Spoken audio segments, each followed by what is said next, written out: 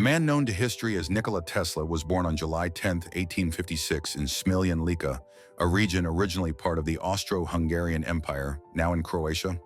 His father was Milutin Tesla, a priest in the Serbian Orthodox Church and the son of Nikola Tesla's grandfather, also named Nikola. His grandfather had served as a military officer in the French army during the Napoleonic Wars, rising to the rank of sergeant before marrying Tesla's grandmother, Anna Kalinic, daughter of a respected colonel. Following Napoleon's defeat, Nikola Tesla returned to Lika, which was incorporated into the Austro-Hungarian Empire.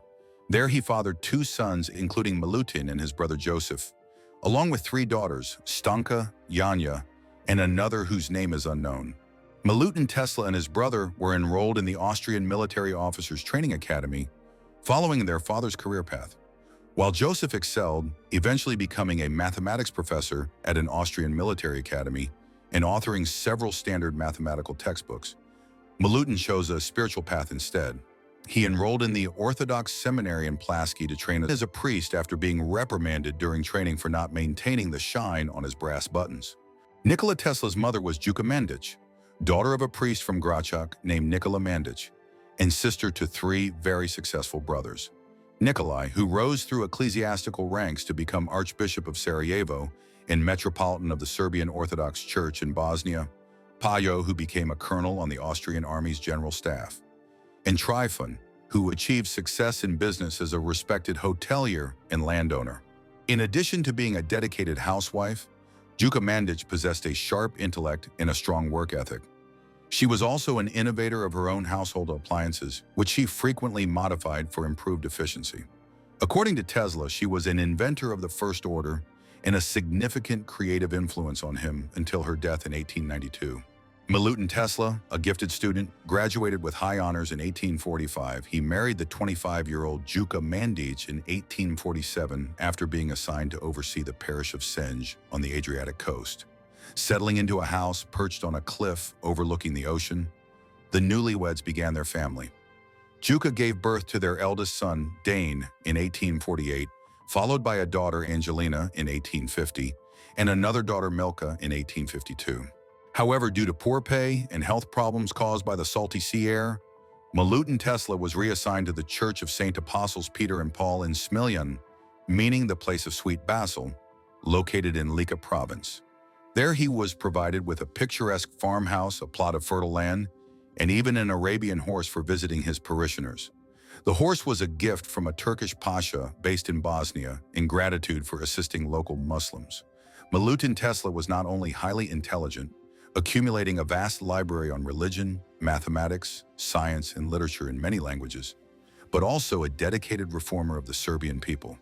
He regularly wrote articles for newspapers and tirelessly promoted establishing language schools where Serbians could learn to read and write. According to his family, Nikola Tesla was born at midnight between July 9 and 10, 1856, amidst a fierce thunderstorm. 3 days later, Nikola was baptized at his family home. With his future seemingly planned, he was also enlisted as a member of the 1st Lika Regiment of the 9th Medak Company, a squadron he was legally obligated to join at age 15. By all accounts, Tesla's childhood was happy and shared with his older siblings and younger sister, Marika, born in 1859. Marika often accompanied him to the churchyard or farmyard to play with chickens, geese, sheep, and other livestock his father kept. Tesla was often joined by his black cat, Macaque, who first introduced him to the phenomenon that would define his life's work after he produced a loud spark by stroking him, an event his father explained as an emission of electricity. In another significant experience involving Macaque, Tesla one day observed a halo of light suddenly enveloping his beloved cat, briefly illuminating the candlelit room. Inspired by these marvels, Tesla, as a child, devoted much energy to experimentation. Encouraged by his mother's inventive spirit, he sketched designs for flying machines remarkably similar to later helicopters, disassembled clocks to understand their workings, and even crafted a wooden sword to emulate a valiant Serbian warrior. Behind this fascination, however, lay a troubled young mind. Tesla revealed that as a boy, he suffered from a peculiar affliction where he could not distinguish images from reality, which caused him considerable distress. Tesla's childhood trauma was intensified by the death of his older brother Dane in 1863. Dane was killed in front of Tesla by the family's Arabian horse, a traumatic event that would haunt him throughout his life and prompted his distraught father to relocate the family from the idyllic Croatian countryside to the larger town of Gospic. In this unfamiliar urban environment, Tesla struggled to adapt. Dane's untimely passing cast a long shadow over Tesla's relationship with his father, who, consumed by grief, consistently underestimated his youngest son's talents. A neglect young Nikola attempted to compensate for by striving for perfection in everything to regain his parents' affection. Blinded by sorrow, Milutin Tesla treated his young son with disdain, erupting in anger when he found him reading from his private library. On one particularly hurtful occasion, after Nikola accidentally ruined a local noblewoman's dress by unintentionally stepping on it as it trailed down a church aisle, his father publicly slapped him as punishment. As a result of these strained relations, Tesla developed a series of peculiar childhood phobias, including an aversion to women wearing earrings and pearls, a strong dislike for hair, a revulsion for the smell of camphor, and other strange habits.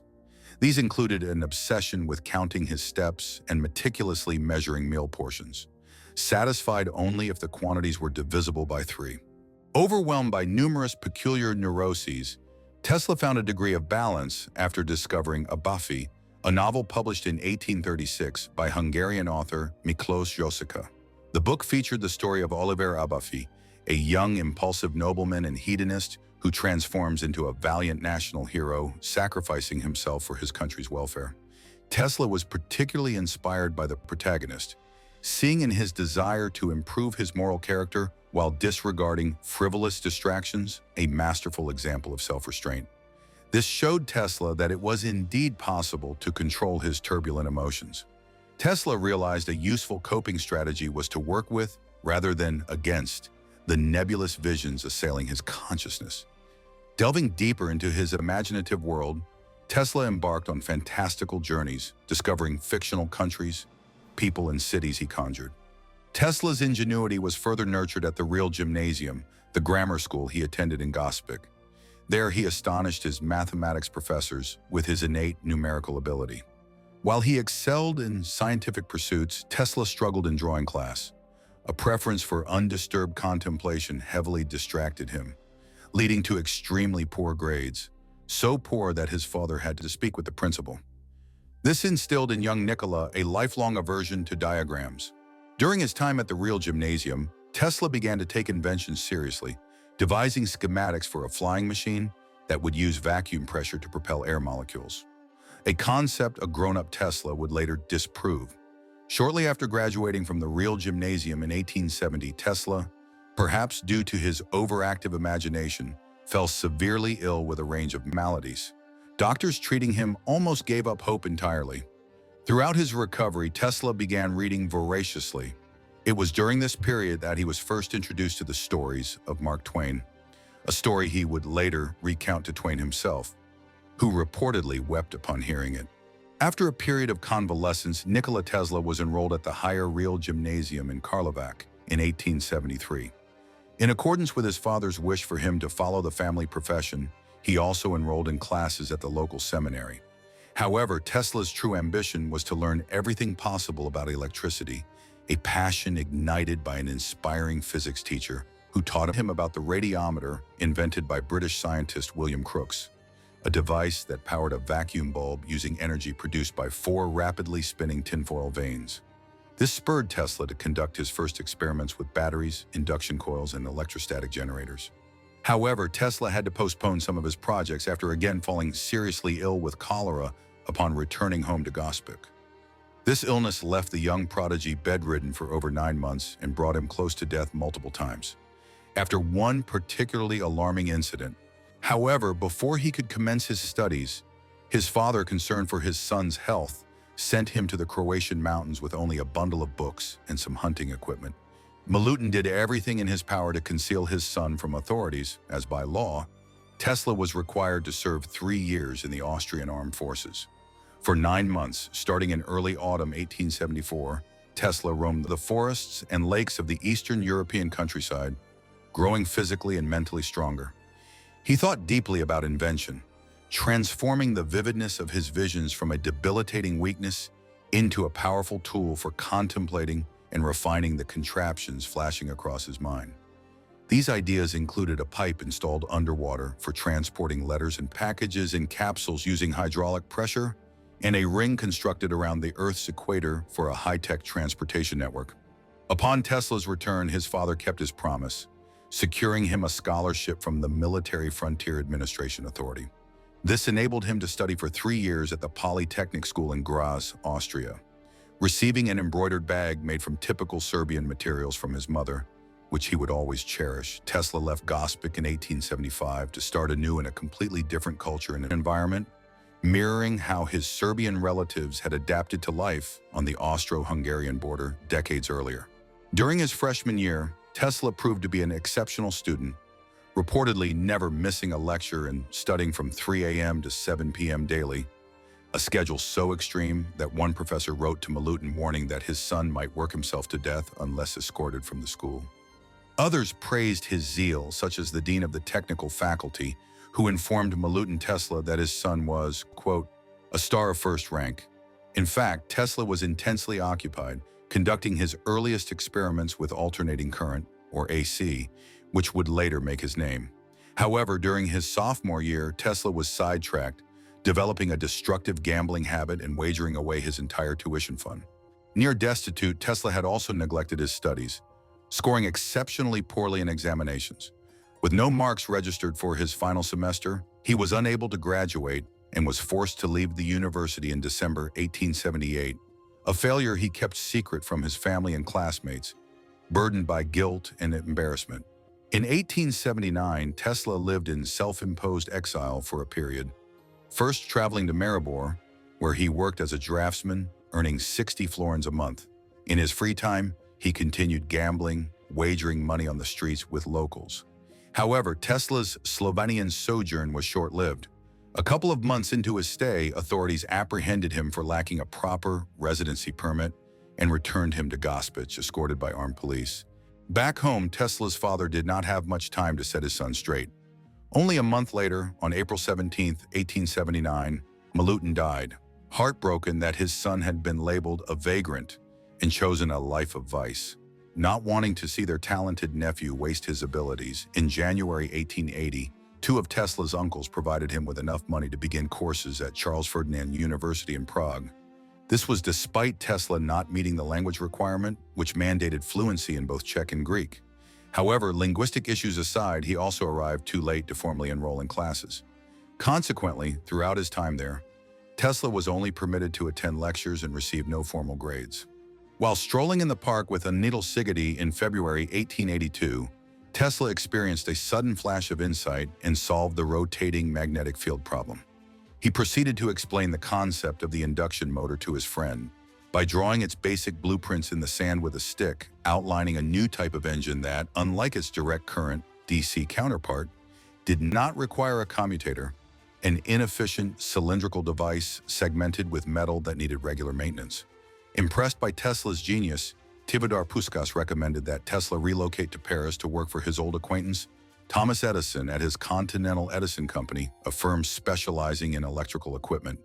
There, his superior, Charles Batchelor, a manager who had worked for Edison since 1870, initially assigned him to design dynamos, devices that converted mechanical energy into electrical energy, commonly used in direct current circuits. Off the clock, however, Tesla continued to advance his AC theories. After being sent to work on a project in Strasbourg, he built the first induction motor prototype. Despite his efforts, Tesla was unable to generate significant interest in alternating current. This was unfortunate, as alternating current is now recognized as a superior method of delivering electric current compared to direct current. Direct current, which dominated electricity delivery systems in the late 19th century, transmits electricity consistently in one direction along an electric grid. Alternating current, in contrast, periodically reverses and changes direction along a grid or system as its magnitude fluctuates. Alternating current is significantly more efficient than direct current. Tesla's error, if it can be termed as such, was simply being ahead of his time in proposing alternating current as the superior method of energy generation. He was correct, but the available technology at the time simply favored the less sophisticated direct current method. Tesla soon found himself facing another personal financial crisis after spending all his wages. Nevertheless, he had impressed his supervisor Charles Batchelor during his time at the company. Batchelor was convinced that Tesla possessed the intellectual capacity to work alongside Thomas Edison himself. In 1884, mistakenly registered as a migrant from Sweden after the immigration officer misheard him say Smiljan, Nikola Tesla arrived in America carrying an introductory letter penned by his mentor, Charles Batchelor, which stated, quote, "I know two great men, one is you and the other is this young man." Although Tesla fundamentally disagreed with the concept of direct current, he was tasked with improving Edison's DC motors. Edison believed Tesla's envisioned AC devices were too dangerous and impractical, a divergence of opinion that would become a lifelong rivalry. Compelled to develop an invention he didn't believe in, Tesla grew disillusioned. He began highlighting DC's weaknesses and championing AC's advantages, pointing out Edison's direct current's inefficiency, which only dimly lit lamps, and proposing generators engineered with what he termed the polyphase principle, where energy would be continuously recycled based on his belief in electricity's cyclical nature. Tesla also stressed a significant disadvantage of direct current: its reliance on expensive power stations installed every 2 miles, as it couldn't maintain high voltage over distance. In contrast, he argued, alternating current, where energy direction changed 50 to 60 times per second, was far more effective, flexibly sustaining varying high voltage levels and minimizing power loss over long distances.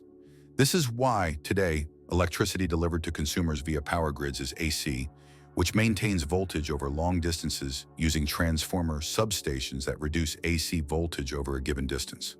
Once AC power reaches a destination, such as a home, it's used directly by appliances like washing machines. However, for smaller appliances, AC can be converted to DC using diodes in the power supply that permit current flow in only one direction, ensuring a constant power stream. Distancing himself from Edison and eager to promote AC, Tesla founded his own company in 1885, the Tesla Electric Light Company, with financial backing from two wealthy benefactors, Robert Lane and Benjamin Vail, who were convinced that alternating current represented the future. However, a recurring issue that would hinder nearly all his later ventures arose. Tesla requested excessive funds from his patrons. Increasingly wary of AC's perceived risks, they expelled Tesla from his own company that same year, forcing him to earn a living for most of 1885 as a repairman and even as a manual laborer, digging ditches for just $2 a day.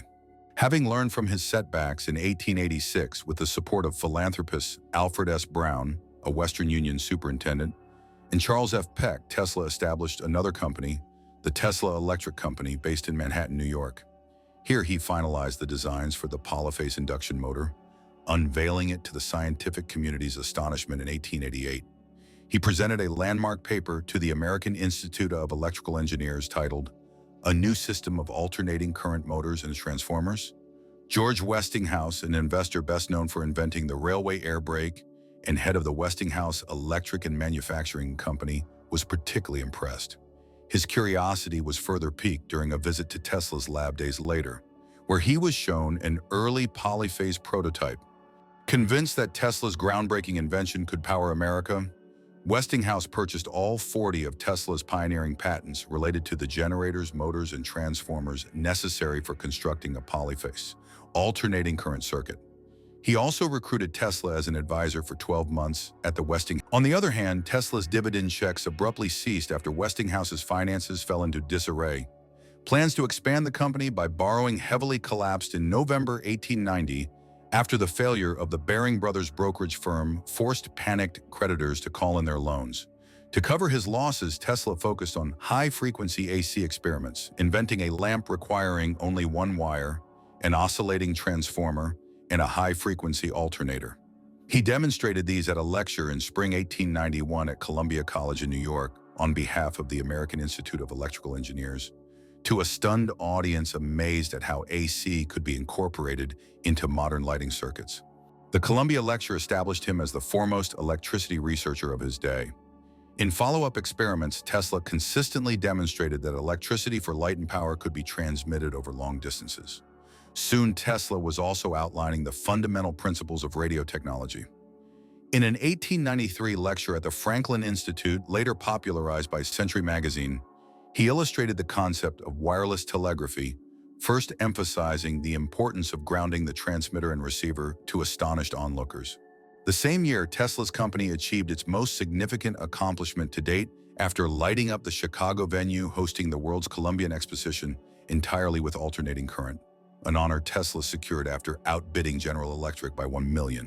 By 1894, Tesla had earned the admiration of his peers, receiving honorary doctoral degrees from Columbia and Yale universities, as well as the Elliott Crescent Medal from the Franklin Institute. More positive news followed after the Tesla Electric Company was contracted to construct the first hydroelectric power plant at Niagara Falls. A childhood dream of Tesla's that became a reality in 1895 following the unveiling of initial schematics. The Niagara facility represented the ultimate defeat of the direct energy school of thought. Tesla was showered with the highest praise and honors, including the Order of Danilo from King Nicholas of Montenegro, as his achievement was celebrated worldwide as a significant step for humanity's future. Tesla remained composed after a fire in March 1895 at his laboratory obliterated much of his early research, including hundreds of models, notes, scientific instruments, and photographs with a combined value of $50,000. Despite this setback, in 1896, he demonstrated some of the earliest applications of the X-ray, discovered around the same time by German scientist Wilhelm Conrad Röntgen, and astonished his contemporaries with the first published X-ray of a man featured in the Electrical Review and produced using rudimentary X-ray tubes of his own design. Having revealed some of the most innovative functions of the X-ray, Tesla next devised the foundational components of the radio transmitter. In 1896, he constructed a basic unit capable of receiving radio waves. He tested his new invention at the Gerlach Hotel where he resided by sending radio waves to it from his New York laboratory. At an 1898 exhibition at Madison Square Garden, Tesla presented his findings, demonstrating a radio-controlled boat he named a telautomaton to a captivated audience. By 1901, he had been granted a patent clarifying that he had developed a system for transmitting electrical energy. Between 1899 and 1900, after receiving a commission from John Jacob Astor to assemble a new lighting system in a contract worth $100,000, Tesla relocated his laboratory to Colorado Springs. There, completely disregarding his patron's instructions, he chose instead to investigate terrestrial stationary waves, which he regarded as his most significant discovery. At this rural outpost, far from New York City's bustle, Tesla began constructing an enormous transmitter powered by millions of volts of electricity at an experimental facility erected on Nob Hill's outskirts. An ominous Dante line nailed to the entrance, quote, "Abandon hope, all ye who enter here," deterred curious onlookers. It was here that Tesla first discovered the Earth's electrical potential and its capacity to function as a finely tuned conductor for wireless electrical energy transfer. He also observed that when his experimental Tesla coil was powered, it emitted sparks up to 30 feet, detectable by antennae 10 miles away. Recognizing his ability to wirelessly transmit signals using Earth's electromagnetic frequencies, Tesla explored practical applications, successfully lighting 200 lamps powered by a source 26 miles away. Harnessing the same phenomenon, he could even generate artificial lightning. Tesla noted that the discovery of stationary electromagnetic waves and their interaction with the Earth had far-reaching implications. This discovery became the focus of the majority of Tesla's subsequent career, as he believed it held the potential for transmitting electrical power over vast distances without wires. Indeed, he hoped his work could one day provide the entire world with clean and free electrical power. However, like many of Tesla's ideas, this project was funded by investors, such as J.P. Morgan, who intended to commercialize his inventions for profit. These investors were only willing to finance research that promised a return on their investments. Thus, it would be the powerful forces of the market that would ultimately thwart so many of Tesla's visions. Although many skeptics dismissed Tesla's story, some individuals remained convinced. Influenced by the idea of an intergalactic Martian race, popularized by American astronomer Percival Lowell's 1895 book Mars, Tesla's supporters suggested he might have established contact with aliens from the Red Planet. Nevertheless, certain of the revolutionary potential of terrestrial stationary waves, Tesla returned to New York in January 1900, eager to secure funding for a major invention that would eclipse his scientific rivals who were also investigating wireless systems. These rivals included Reginald Fessenden, Lee De Forest, and particularly Guglielmo Giovanni Maria Marconi, an Italian inventor who became Tesla's next arch-nemesis after Edison.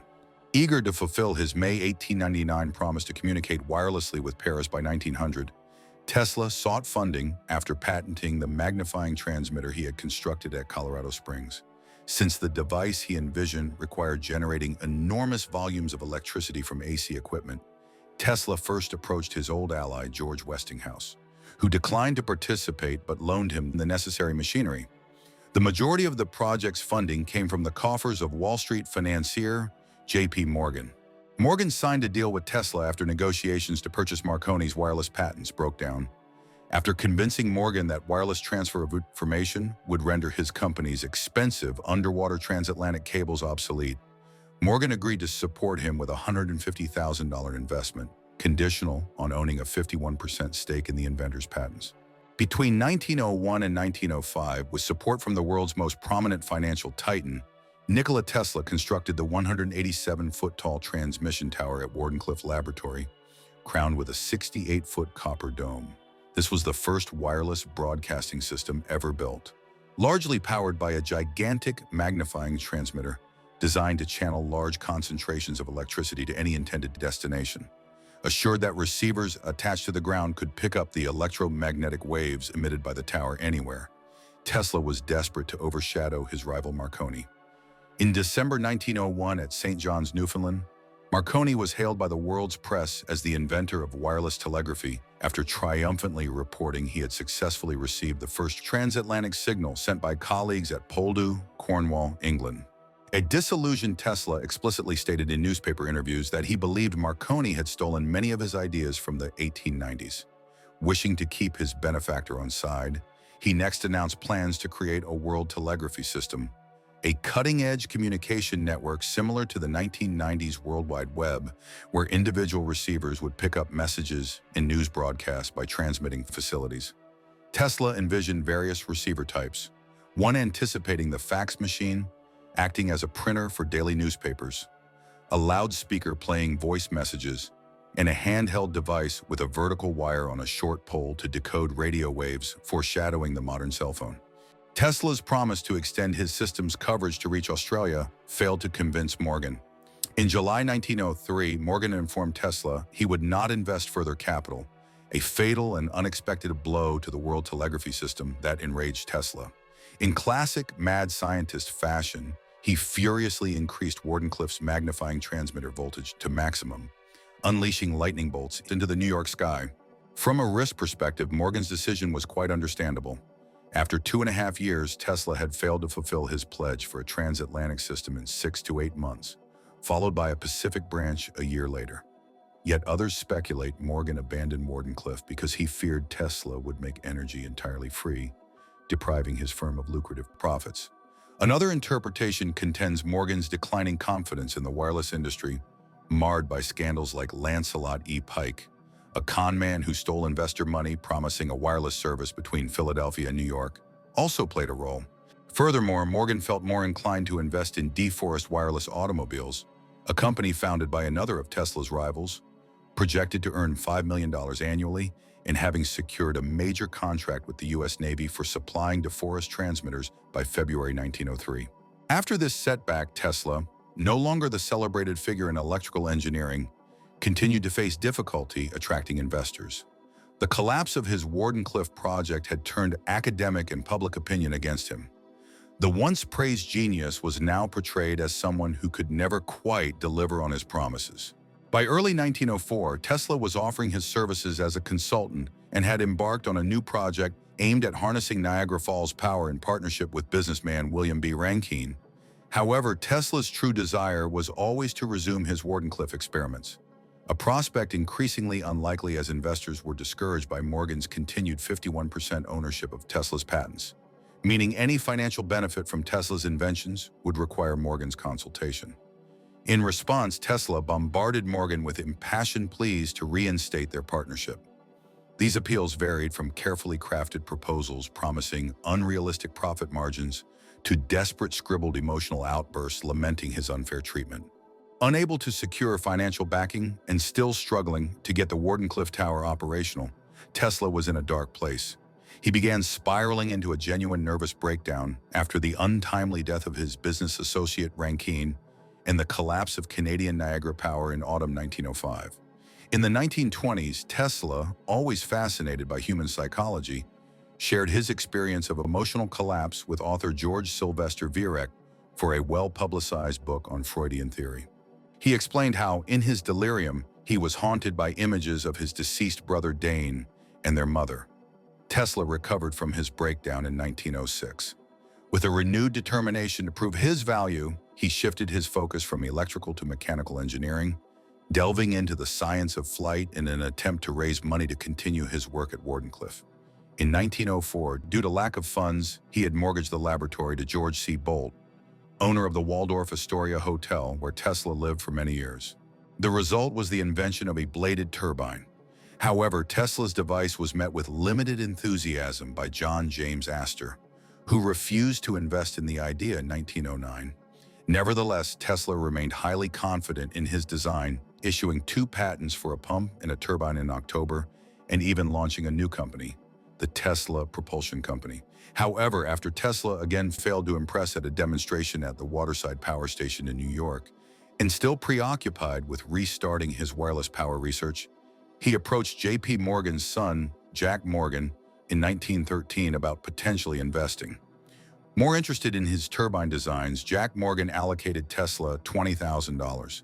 Instead of using the money as intended, Tesla spent it trying to persuade Sigmund Bergman, a German industrialist, to finance his project, which was ultimately discontinued after World War I began. Over the next decade, as his personal wealth dwindled, Tesla continued assessing his turbine and collaborating with manufacturers like Pyle National in Chicago, Alice Chalmers in Milwaukee, and the Budd Company in Philadelphia. However, he couldn't overcome a recurring problem that ultimately doomed the project. If operated above 10,000 RPM, the internal machinery's thin discs would deform, and stronger materials weren't available. Tesla's inability to secure funding for any of his ventures, coupled with his tendency to overspend, led to his bank accounts being nearly depleted. From 1916, he was compelled to file for bankruptcy. Tesla admitted his monthly income was no more than $350 to $400 after declaring inability to pay $930 in taxes to the New York Treasury. Although still technically president and treasurer of the Nikola Tesla Company, over 90% of the company's stock was owned by friends, bankers, and creditors. Many of his patents had expired by then, leaving Tesla virtually penniless. In an effort to avoid financial ruin, Tesla filed a lawsuit against Marconi in August 1915, accusing the Italian of illegally patenting radio technology in 1904. However, the case went nowhere, and Marconi remained the official patent holder for the time being. The decision was later overturned by the Supreme Court in 1943, only a few months after Tesla's death. Consequently, Tesla was forced to earn a living by creating minor inventions and registering improvements in automobile speedometers, frequency meters, and flow meters, which he licensed to the Waltham Watch Company in 1918. The company used Tesla's name as a marketing tool to sell scientifically built speedometers, as despite Tesla's changing circumstances, his name still carried a certain prestige. Tesla's opinions and ideas continued to garner significant press interest. For example, in 1917, anticipating the advent of radar technology in the 1930s, he predicted that microwave radiation could be used to detect ships. Amid his financial troubles, Tesla still had admirers. In 1915, the New York Times reported he had jointly won the Nobel Prize for Physics, an honor he was to share with his one-time ally and now bitter enemy, Thomas Edison. However, when the award was presented, it was instead given to William H. Bragg and his son. Tesla refused to share the award with his nemesis, nor had he forgiven the Institute for recognizing Marconi as the radio communication pioneer after awarding him the same accolade in 1909. 2 years later, in 1917, however, Tesla's individual efforts were recognized when he accepted the Edison Medal from the American Institute of Electrical Engineers, the most prestigious award in electrical engineering. His life's work was lauded in an address by the organization's vice president, who stated, "Were we to seize and eliminate from our industrial world the result of Mr. Tesla's work, the wheels of industry would cease to turn, our electric cars and trains would stop, our towns would be dark, and our mills would be idle and dead." His name marks an epoch in the advance of electrical science. Yet Tesla cared little for the decoration, opting to leave the Engineers Club, where the awards ceremony was held shortly before his presentation. He was later found by his friend and nominee B.A. Barron in Bryant Park, across from the venue, feeding pigeons. Tesla particularly resented that the award bore his rival's name. He spent so much time feeding pigeons in Bryant Park behind the New York Public Library that one end of the park is now named Nikola Tesla Corner in his honor. However, on his 75th birthday in 1931, Nikola Tesla was suddenly back in the spotlight, appearing on the front cover of Time magazine. Thanks to young science writer Kenneth Sweezy, he received over 70 congratulatory letters from esteemed scientists of the day, including Albert Einstein, published in a testimonial volume. Interviewed by Time magazine, Tesla outlined many of his future plans. He confidently disclosed his intention to disprove Einstein's theory of relativity and expressed skepticism that energy was released from a split atom, also discussing the possibility of interplanetary communications. He so enjoyed this conversation that every year thereafter, Tesla hosted a press conference on his birthday, typically a 6-hour event where he updated reporters on his scientific and personal progress. For instance, in 1932, he announced his desire to build a cosmic ray-powered motor. In 1936, he told journalists he wiggled his toes hundreds of times before bed, an exercise he believed would tone his body and allow him to live to 135. Anticipating the later doctrine of mutually assured destruction and the concept of nuclear stalemate, Tesla believed his laser beam could completely end war, as it was so devastating that all conceivable defensive measures would be useless against it. Although Tesla was occasionally prone to flights of fancy, the death beam was a real project and was the subject of a Tesla study rediscovered in 1984 titled The New Art of Projecting Concentrated Non-Dispersive Energy Through Natural Media, which outlined the fundamentals of a weapon system discharging tungsten and mercury particles at 48 times the speed of sound to create devastating projectiles. Despite Tesla's invention being impossible to realize at the time, it garnered considerable publicity. This motivated Tesla to enlist Hungarian architect Titus de Bobula to design a new tower for evaluating the death beam. However, the project never materialized. By 1935, Tesla was no longer collaborating with de Bobula, who had proven to be untrustworthy after attempting to borrow money from Tesla and involve him in an illegal arms deal in Paraguay. Nevertheless, Tesla, ever resourceful, sometimes managed to leverage the controversy surrounding him. He offered a working prototype of the laser beam, valued at $10,000, to the managers of the Governor Clinton Hotel as compensation for a $400 debt, warning them the box supposedly containing the weapon would explode if mishandled. Terrified staff promptly deposited it in the back of the hotel vault. The laser beam also attracted international attention. Tesla soon engaged in negotiations with the League of Nations, the UK government, and even the Soviet Union. The Soviet Union signed a contract in April 1935 stipulating that Tesla was to provide information for constructing the weapon, although it is unknown if Soviet scientists pursued the research. The project began to unravel from January 1938 after the British concluded negotiations with Tesla. The final blow came in 1940 after his desperate attempt to convince the US government the laser beam was a viable World War II weapon failed, leaving him empty-handed. Compounding Tesla's final efforts to liaise with international governments was his declining health, which began deteriorating in 1937 after he was hit by a taxi and refused medical treatment for injuries he would never fully recover from. Subsisting on a meager diet of boiled vegetables and warm milk, and maintaining a 3-foot distance from everyone to avoid germs, Tesla's personal health choices did not lead to improvement. By 1942, he spent most days confined to bed, his grip on reality loosening. In July, for instance, Tesla attempted to send money to Mark Twain, who had died in 1913, choosing to receive only a select few visitors, including exiled Yugoslavian Prince Peter VI and a young scientist named Blois Fitzgerald, creator of an anti-tank gun who visited to discuss inventions. Tesla isolated himself as his health deteriorated. Nikola Tesla died of a heart attack in his sleep on January 7, 1943, in his executive suite, room 3327 at the Hotel New Yorker, where he had resided for the preceding decade, receiving an outpouring of condolences from major scientific and political figures worldwide, including Eleanor Roosevelt, U.S. President's wife. Vice President Henry Wallace, and numerous Nobel laureates. Tesla's funeral was held at St. John the Divine Cathedral in New York City on January 12th, attended by over 2,000 people and presided over by Serbian Orthodox Church members. Afterward, Nikola Tesla, who by his death held over 700 patents, was cremated. His ashes were placed in a golden sphere, still exhibited at the Tesla Museum in Belgrade.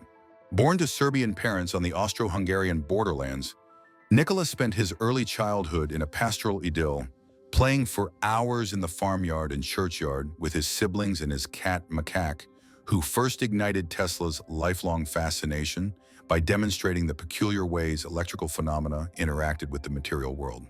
As a youngster, Tesla was afflicted by a range of puzzling illnesses, including an oversensitivity to mental images that made his imagination's products seem real, as well as a compulsion to quantify everything he observed and experienced.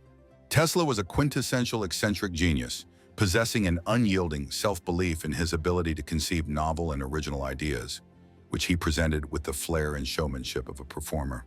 On stage, he was as electrifying as his subject matter, appearing, in the words of New York World reporter Arthur Brisbane, as a most radiant creature with light flaming at every pore of his skin, from the tips of his fingers and from the end of every hair on his head. By the mid-1890s, Tesla was at the zenith of his power and making significant contributions to numerous academic fields. However, Tesla, who prioritized intellectual pursuits and never married or started a family, also faced considerable anxieties. The pressures of his work made him particularly prone to emotional outbursts of despair and anger when things went wrong.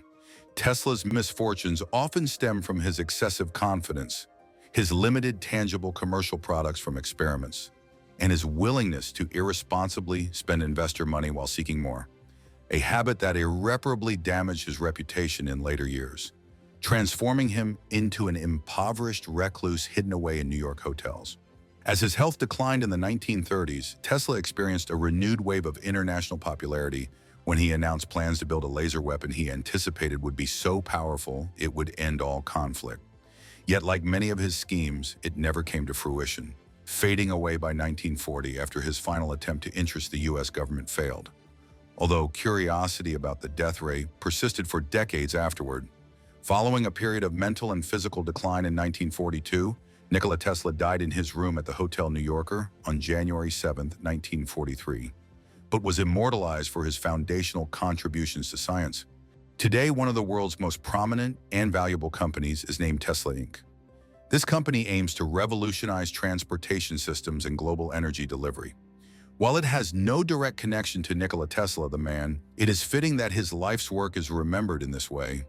Tesla, an ethnic Serb, originated from Croatia in the mid-19th century, a time when the Balkans were far from the center of technological and industrial development and formed part of the Austro-Hungarian Empire, a seemingly backward power that contributed little to broader societal advancement at the time. And yet, despite these constraints, he achieved enormous breakthroughs in a wide range of fields during his lifetime. It was Tesla who first pioneered alternating current, who made major advances in radio technology, and who first devised many of the systems utilized today in renewable energy applications. Perhaps most impressively, he conceived the entire concept of wireless technology and communication. In this respect, he stands alongside a select group of individuals in modern history, including Galileo Galilei, Isaac Newton, Thomas Edison, and Albert Einstein, whose life's work has fundamentally reshaped our understanding of modern science and societal function. Given all these accomplishments, we might ask why Tesla did not receive the recognition he deserved during his lifetime. The answer to this puzzle is relatively straightforward. Tesla's ideas and the systems he conceived were simply ahead of their time. He was overshadowed by the innovations introduced into Western society by Thomas Edison, a similarly brilliant mind whose designs related to electricity were more suited to the level of technological development prevalent in Europe and North America in the latter half of the 19th century. However, while many of Edison's inventions and pioneering work in electricity generation are now viewed as somewhat antiquated and inefficient, Tesla's designs and ideas are still widely lauded. Perhaps in this context, Edison should have the final say on Tesla. While he dismissed the Serbian scientist's concept of alternating current as impractical at the time, Edison ultimately concluded that Tesla, was one of the truly great figures in the development of our electric world. Edison's assessment was entirely accurate. While Edison won the competition to become the leading figure in North American electrification at the close of the 19th century, when you boil a kettle or use many other electrical appliances today, you are most likely using an alternating current device rather than the direct current Edison championed. As such, while Tesla lost the current war in the 19th century, he was a prophet of 20th and even 21st century technology and energy efficiency. Although Nikola Tesla did not invent or discover AC power itself, his genius lay in his ability to find far-reaching, real-world applications for new discoveries and natural phenomena. He possessed a vision few of his contemporaries could match, not even Thomas Edison. There is no doubt that he fundamentally changed the world as much as his former employer did, given that the light bulb would be virtually useless without a reliable and safe method of power delivery over long distances. Perhaps what most endears us to individuals like Nikola Tesla, Albert Einstein, and the breed of later-day inventors and scientists who revolutionized their respective fields with little or no formal education is the image of the eccentric, unconventional genius working alone on experiments and calculations. In an era where individual scientific discoveries and achievements are now often overshadowed by the multinational corporations they work for, even the one bearing Tesla's name, there is something inherently romantic and inspiring about a single human being making such a profound positive impact on human civilization through their own endeavors. Nikola Tesla is one of these individuals. Despite not receiving the financial reward or recognition he perhaps deserved during his lifetime, he has since his death been immortalized as one of the greatest and most important inventors who ever lived. What are your thoughts on Nikola Tesla? Do you believe he was a more brilliant scientist than Einstein? Please share your opinions in the comments section, and in the meantime, thank you very much for watching.